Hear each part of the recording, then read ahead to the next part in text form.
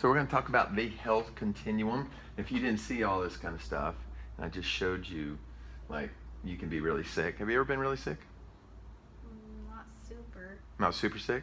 Good. And then there's what we call being well, right? And that's what the government kind of has some standards for. And then there's what we do. We're trying to get you really fit. Now, why would we want to get you really fit? You have no idea, right? Well, I think one of the reasons that we do it is because the closer you get to really good fitness, the harder it is for you to get sick, right? Because when you're really fit, your body's working the way it was intended to. Whereas if you sit on the couch all day and eat potato chips, do you think that's the way we were intended to? Right?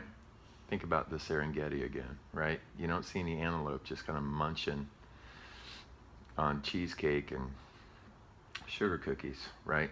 They're eating what they're supposed to, and they're moving all the time, right? They're being really active, and we're supposed to be active too. Anyway, how do you decide what's healthy and what's fit, though, right? Hopefully you haven't had to go to the doctor very much, but have you ever had your blood pressure taken? No? No, that's just bad parenting. All right.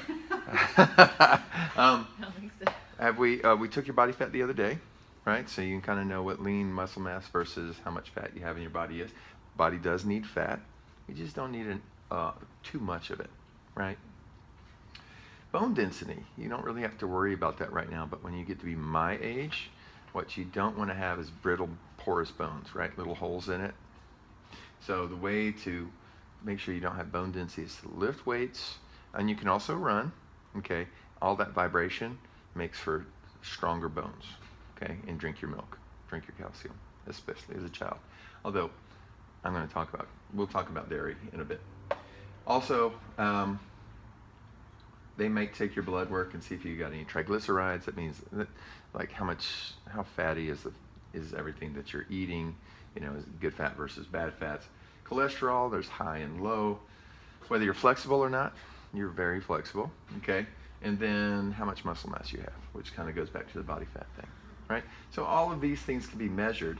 What we found is people that work out more and do, especially doing CrossFit, kind of tend toward being more fit than going the other way and having like high blood pressure and lots of body fat and no bone density. Does that make sense?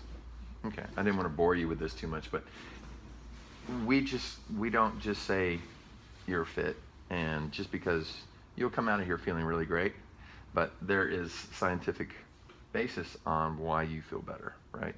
Cool. Blood pressure's low. Everything works the way it's supposed to work. Cool. Any questions from yesterday?